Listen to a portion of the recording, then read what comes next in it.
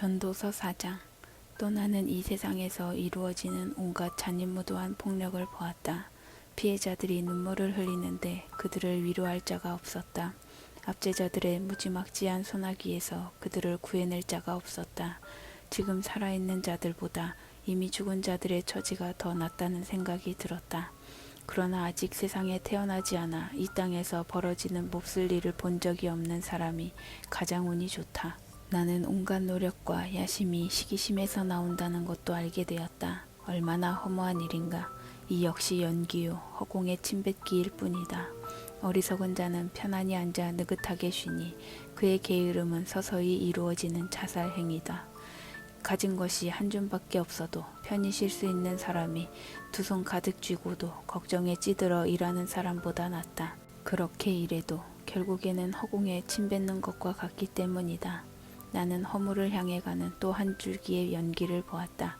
자녀도 가족도 친구도 없이 밤늦도록 집요하게 일만 하는 외톨이다. 그는 더 많이 가지려는 탐욕에 사로잡혀 있을 뿐 결코 이렇게 묻지 않는다. 왜 나는 즐기지도 못한 채 이렇게 열심히 일하는 걸까? 그의 일은 연기다. 결국에는 아무것도 남지 않는다. 혼자 일하는 것보다 파트너가 있는 편이 낫다. 일도 나누고 재산도 나누라. 한 사람이 쓰러지면 나머지 사람이 도울 수 있지만 도와줄 사람이 없으면 고달프기 짝이 없다. 둘이 한 침대에 누우면 따뜻하지만 혼자서는 밤새 떨어야 한다. 혼자서는 무방비 상태이지만 친구와 함께라면 그 어떤 것에도 맞설 수 있다. 친구를 하나 더 만들 수 있는가? 세 겹줄은 쉽게 끊어지지 않는다. 가난해도 지혜로운 젊은이가 나이가 많으면서도 사리분별 못하는 어리석은 왕보다 낫다.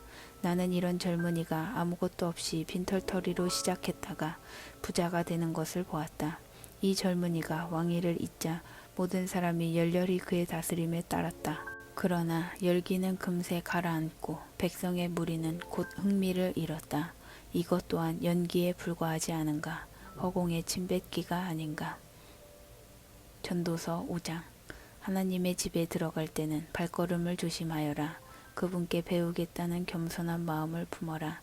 그것이 생각 없이 재물을 바쳐서 유익은커녕 해만 끼치는 것보다 훨씬 낫다. 함부로 입을 놀리거나 생각 없이 말하지 마라. 하나님이 듣고 싶어 하실 말을 어리짐작하여 성급하게 늘어놓지 마라. 내가 아니라 하나님께 주도권이 있으니 너는 말을 적게 할수록 좋다. 과로하면 숙면을 취하지 못하고 말이 많으면 바보처럼 보인다. 무엇인가 하겠다고 하나님께 약속했으면 즉시 행하여라. 하나님은 함부로 말하는 어리석은 사람을 좋아하지 않으신다. 서원을 했으면 지켜라. 서원을 하고도 지키지 않느니 애초에 서원하지 않는 편이 훨씬 낫다. 입을 잘못 놀려 영락없는 죄인이 되는 일이 없게 하여라. 나중에 가서 죄송해요, 그런 뜻이 아니었어요 하고 말해본들 그냥 넘어갈 수 없을 것이다. 어쩌자고 하나님의 진노를 사며 화를 자초하는가. 그러나 온갖 망상과 환상과 공허한 말에 휘둘리지 않게 해줄 반석 같은 기초가 있다. 그것은 하나님을 경외하는 것이다. 가난한 이들이 학대를 당하고 정의와 공의가 유리되는 광경을 도처에서 보더라도 너무 안타까워하지 마라. 착취는 하급 관리들 사이에 널리 퍼져 있고 한도 끝도 없어서 어찌할 도리가 없다. 그러나 돼지는 누구도 속이지 않는다. 악한 왕도 밭에서 나는 곡식을 먹는다. 돈을 사랑하는 자는 돈으로 만족하는 법이 없고 재산을 사랑하는 자는 아무리 큰 돈을 벌어도 만족하지 못한다. 재물 또한 연기일 뿐이다. 내가 부정이득을 얻을수록 그것을 노리는 자도 많아진다. 환한 대낮에 가진 것을 털리는 일이 과연 재미가 있겠는가?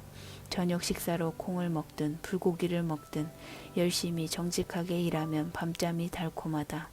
그러나 부자는 배가 불러 불면증에 시달린다. 나는 이런 불운한 일도 보았다. 어떤 사람이 분에 넘치도록 재산을 쌓다가 한 번의 잘못된 거래로 전 재산을 날렸다. 자식이 있었지만 한 푼도 남겨주지 못했다. 어머니의 태에서 맨몸으로 나왔는데 올 때와 똑같이 맨몸으로 세상을 떠나게 되었다. 맨몸으로 왔다가 맨몸으로 떠나다니 참으로 안타까운 일이다. 얻는 것이 결국 연기일 뿐이라면 열심히 일할 이유가 무엇인가? 어둠 속에서 보내는 비참한 세월을 위해 일하는가? 세상이 돌아가는 모양을 살핀 후에 나는 가장 잘 사는 방법이 무엇인지 결론을 내렸다. 자기 몸 간수 잘하고 즐거운 시간을 보내고 하나님이 생명을 허락하시는 동안 자신이 맡은 일을 최대한 잘 감당하는 것이다. 그것이 전부다. 그것이 사람이 받을 몫이다. 물론 우리는 하나님이 주시는 바 자신의 본분과 그것을 누릴 능력을 최대한 활용하여 주어진 상황을 받아들이고 즐거운 마음으로 일해야 한다. 이것이 하나님의 선물이다. 하나님은 바로 지금 우리에게 기쁨을 나누어 주신다. 우리가 얼마나 오래 살지 걱정하는 것은 부질없는 일이다. 전도서 6장. 나는 이 세상에서 벌어지는 일을 오랫동안 열심히 살펴보았다. 분명히 말하지만 상황이 좋지 않다. 사람들도 그것을 느낀다. 하나님은 돈과 재물과 명예 등 어떤 사람들이 바라고 꿈꾸는 모든 것을 그들에게 쏟아부어 주시고는 정작 그것을 누리지 못하게 하신다. 엉뚱한 사람이 와서 그 모든 것을 즐긴다. 재물을 얻는 건 역시 연기 같은 일이다. 우리에게 남는 것이 없다. 자녀를 수십 명 낳고 오래오래 살다가 성대한 장례식으로 마지막을 장식한 부부가 있다. 그러나 그들이 살아있는 동안 인생을 즐기지 못했다면 차라리 사사나의 처지가 더 낫다고 할 수 있다. 그 아이는 제대로 모습을 갖추기도 전에 어둠 속으로 사라졌고 이름도 얻지 못했다. 아무것도 보지 못했고 알지도 못했지만 그 아이가 살아있는 어떤 사람보다 형편이 낫다. 사람이 1000년을 산들 아니 2000년을 산다 한들 삶의 즐거움도 누리지 못한다면 무슨 의미가 있겠는가? 마침내는 다들 같은 곳으로 가지 않는가? 우리는 식욕을 채우고자 일하지만 우리 영혼은 그동안 굶주림에 허덕인다.